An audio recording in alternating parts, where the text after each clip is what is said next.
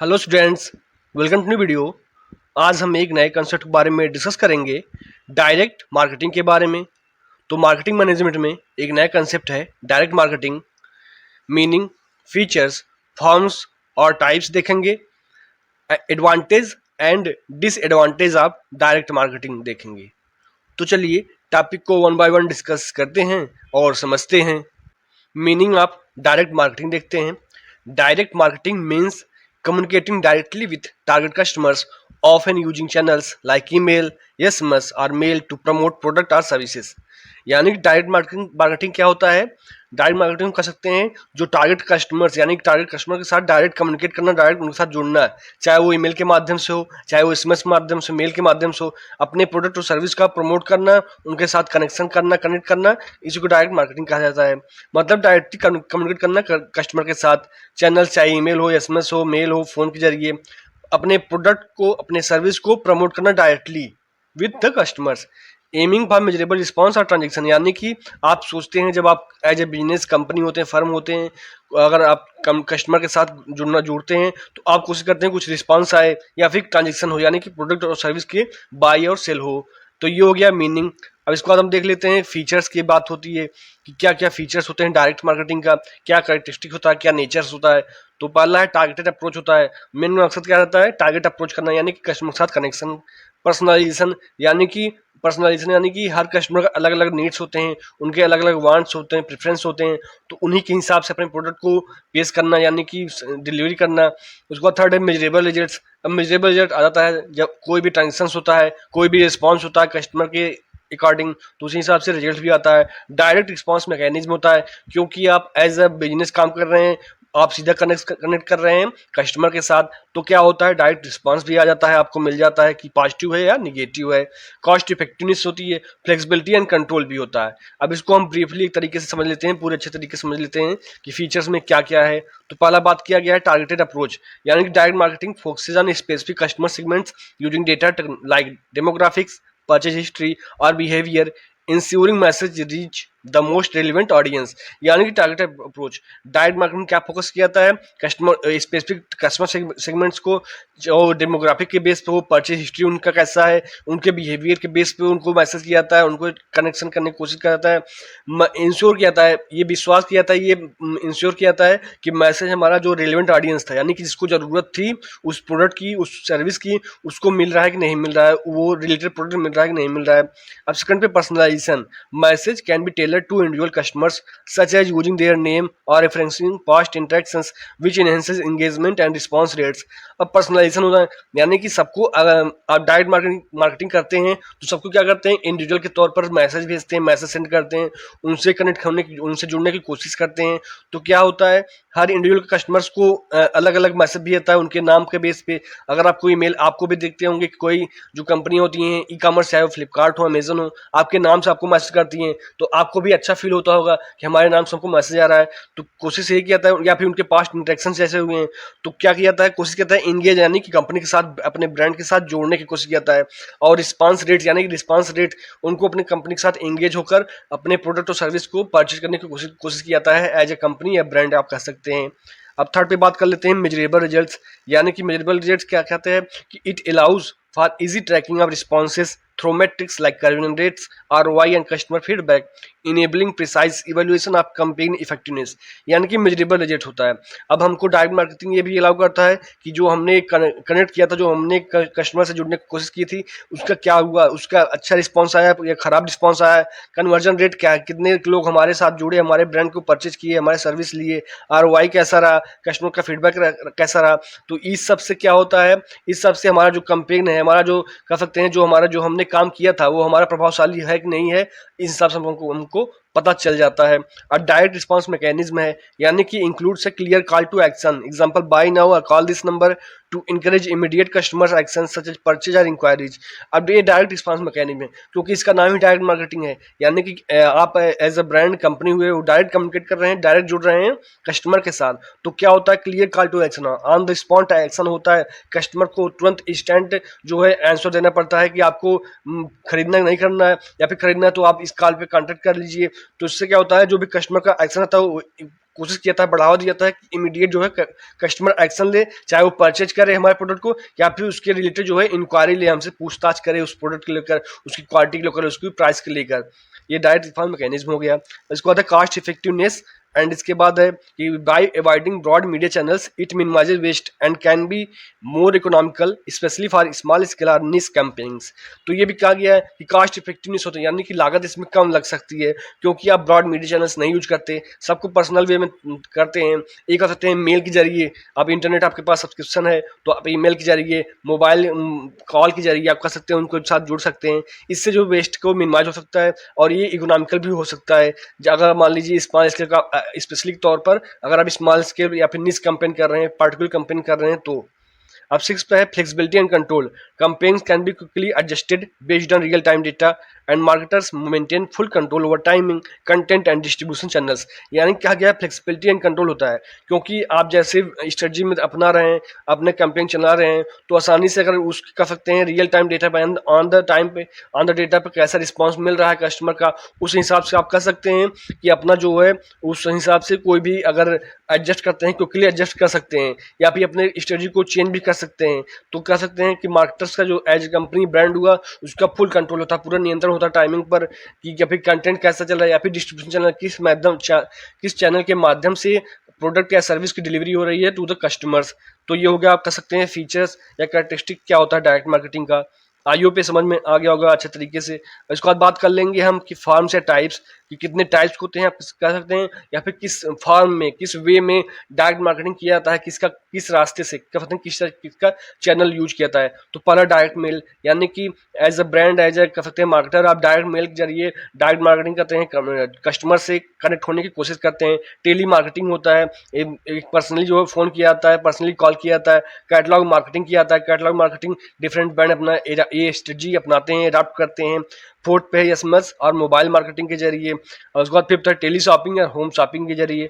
अब इसको हम अच्छे तरीके से समझ लेते हैं कि पहला क्या है, फॉर्म्स टाइप में डायरेक्ट मार्केटिंग में direct mail involve sending physical promotional materials like postcard, brochures और catalogues directly to targeted customers addresses to encourage purchase और इंक्वायरीज। यानी कि डायरेक्ट कई कंपनी होती हैं, कई ब्रांड होते हैं, तो अपना जो फिजिकल प्रमोशन करती हैं, पोस्ट कार्ड बेचती हैं, ब्रोचर बेचती हैं, जिससे कस्टमर इंगेज हो और परचेज हमारा करे या फिर इंक्वायरी उसके बारे में पूछताछ करे। ये डायरेक्ट मेल हो जाता है।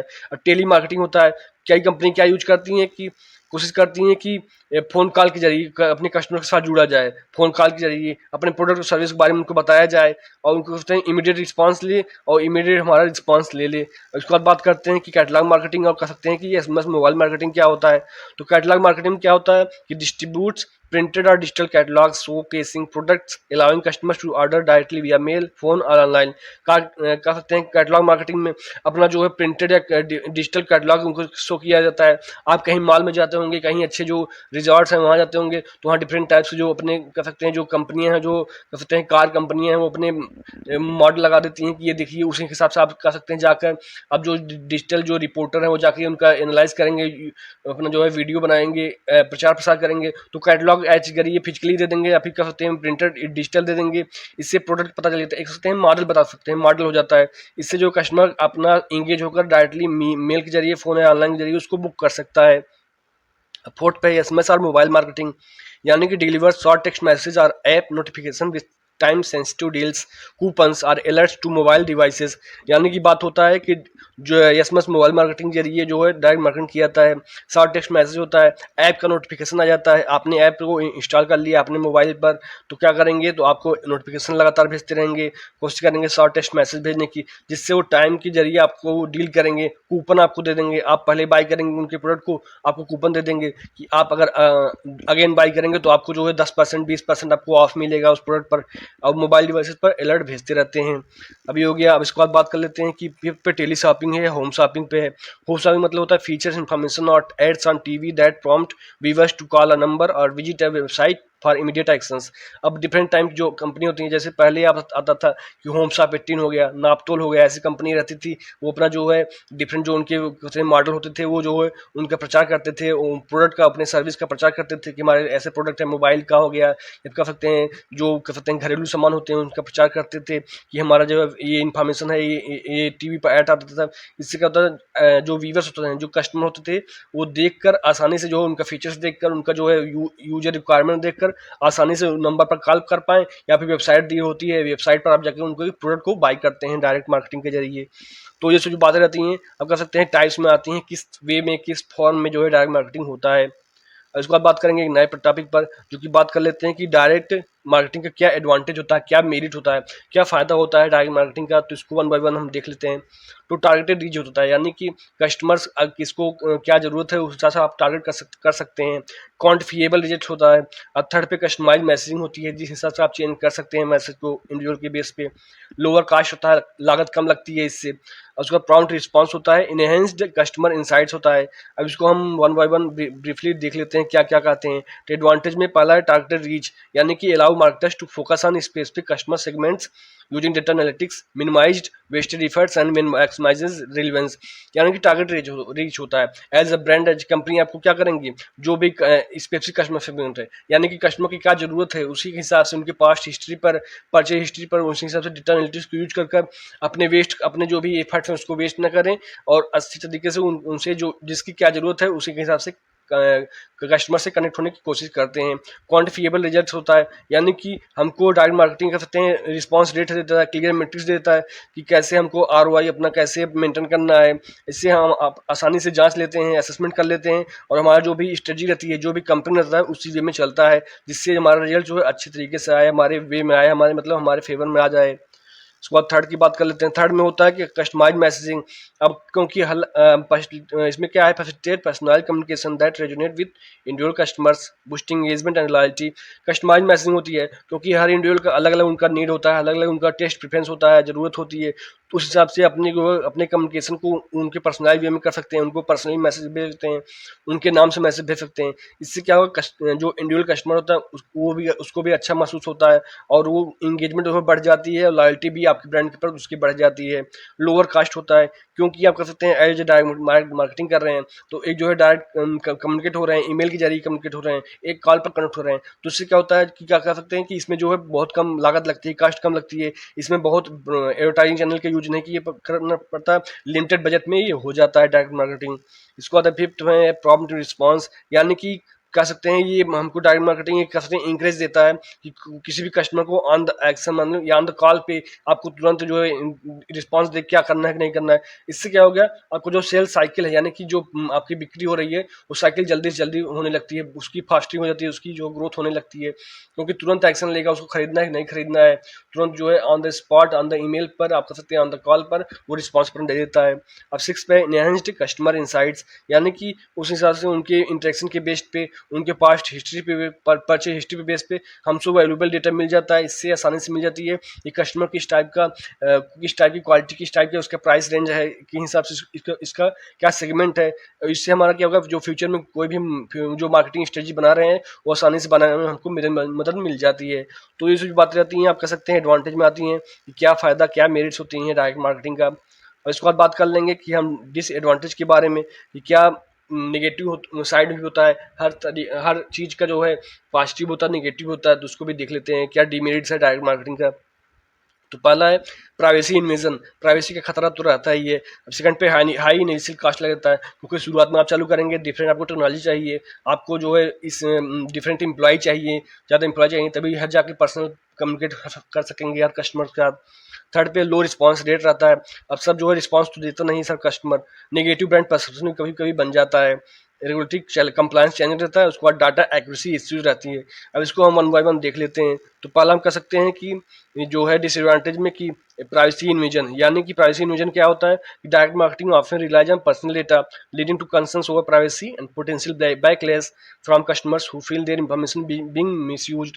अब प्राइवेसी खतरा रहता है ये, क्योंकि आप हर कस्टमर से कनेक्ट हो रहे हैं, उनके मोबाइल का, उनका ईमेल का जो है आपके पास इंफॉर्मेशन है। इससे क्या होगा, पर्सनल डेटा को खतरा रहता है किसी कस्टमर का कि प्राइवेसी क्या रहेगी। हमारा कस्टमर को फील होता है कि हमारा कहीं जो इन्फॉर्मेशन है कहीं गलत हाथों में नहीं लग जाएगा, तो बहुत बड़ी गड़बड़ हो सकती है। तो ये सब जो कहते हैं प्राइवेसी खतरा तो रहता ही है डायरेक्ट मार्केटिंग का। अब सेकंड पे हाई इनिशियल कास्ट लगता है, क्योंकि आप जो है जो कस्टमर डेटा पहले शुरुआत में इनिशियल में आप क्या करेंगे, कस्टमर डेटाबेस बनाएंगे, तो इससे जो बिल्डिंग उसको बिल्ड करेंगे, मेंटेन करेंगे, इसके साथ जो आप एम्प्लॉय भी रखेंगे, पर्सनल मटेरियल रखेंगे, तो इससे जो है एक्सपेंसिव तो होता ही है। अब थर्ड पे बात कर लेते हैं कि थर्ड पे लो रिस्पॉन्स रेट, यानी कि अब जो many company suffer from low engagement as recipient may ignore और discard unsolicited communication like emails और मेलर्स। अब आपके पास एज ए इंडिविजुअल आपको मैसेज आ रहा है, डेली आ रहा है, तो क्या करेंगे आप, जो है डेली तो देख रहे हैं, आपको उसका सेगमेंट नहीं पसंद है या आप कह सकते हैं उसका प्राइस रेंज नहीं पसंद है, तो आप जो इसको कह सकते हैं अवॉइड कर देंगे, उसको देखेंगे नहीं। तो बहुत से लोग होते हैं जो जो लगातार जो ईमेल्स आ रहे हैं डिफरेंट कंपनी के, तो वो ब्लॉक कर देते हैं। तो ये कह सकते हैं लो रिस्पॉन्स रेट रहता है, हर कस्टमर जो कनेक्ट नहीं होगा, हर कस्टमर आपका प्रोडक्ट को परचेज करेगा नहीं। तो ये सब बातें रहती हैं कि जो डीमेरिट डिसएडवांटेज में आती हैं। नेगेटिव ब्रांड परसेप्शन बढ़ जाता है, it is sometimes viewed as spammy which can harm the company's reputations and lead to customer resentment। कभी कभी क्या होता है, स्पैम्स हो जाता है, आपकी कंपनी के नाम पर कोई और जो है स्पैम कर सकता है, कोई स्कैम कर सकता है, किसी के साथ धोखाधड़ी कर सकता है किसी कस्टमर के साथ। तो एक अगर कस्टमर हो जाएगा, तो अगर मान लीजिए आज सोशल मीडिया जमाना है, उसमें अगर कुछ लिख दिया कहीं पर, तो जो है आप सबके माइंड में यही परसेप्शन बन जाता है, तो कह सकते हैं नेगेटिव ब्रांड परसेप्शन भी बन जाता है। इसको फिफ्थ पे बात करेंगे, रेगुलेटरी कंप्लायंस चैलेंज रहता है। अब रेगुलेटरी कंप्लायंस चैलेंज मतलब होता है कि स्ट्रिक्ट लॉ जो रहते हैं वो हमेशा क्या करेंगे, वो डायरेक्ट मार्केटिंग में भी अप्लाई होते हैं कि कैसे आपको, इससे क्या होगा, जो लीगल इश्यूज की रिस्क बढ़ जाता है कि, या फिर फाइन की बात कि अगर कुछ हम गलत कर देंगे या फिर हमारे एम्प्लॉय कुछ गलत कर देंगे, तो हमको जो है फाइन भरना पड़ सकता है, हमारे ऊपर कुछ न कुछ लीगल इश्यूज को फेस करना पड़ सकता है। डेटा एक्यूरेसी इश्यू रहती है कि आउटडेटेड इन्फॉर्मेशन हो गया, इनकरेक्ट कस्टमर इन्फॉर्मेशन हो गया, क्या करेंगे, हमारा फर्स्ट तो वेस्ट जाएगा, इनफेक्टिव टारगेट हो जाएंगे। अगर मान लीजिए क्योंकि 10 नंबर का मोबाइल होता है, उसमें एक नंबर चेंज हो गया, एक नंबर गलत हो गया, या फिर ईमेल्स में कुछ गड़बड़ी हो गई, तो हमारा जो पूरा जो टाइम हमने इफर्ट किया, मनी इफर्ट किया, किसी को सैलरी दे रहे हैं तो उसका भी टाइम, उसको कह सकते हैं हमारा मनी जाएगा, उसका टाइम भी जाएगा। तो इससे क्या होगा, जो हमारे कह सकते हैं जो ओवरऑल कंपेन रहेगा, हमारा जो स्ट्रेटजी रहेगा वो एफिशिएंट तरीके से नहीं हो पाएगा। तो ये जो बातें रहती हैं, आप कह सकते हैं डिसएडवांटेज में आती हैं कि डिसएडवांटेज में क्या क्या जो है, डिसएडवांटेज क्या डिमेरिट्स होते हैं डायरेक्ट मार्केटिंग का। आई होप ये डायरेक्ट मार्केटिंग आपको कंसेप्ट समझ में आ गया होगा। वीडियो को लाइक कर दीजिए और चैनल को सब्सक्राइब कर लीजिए, जिससे आपको लगातार वीडियो मिलता रहे और हमें भी मोटिवेशन हो सके। If you have any suggestion please comment on this video.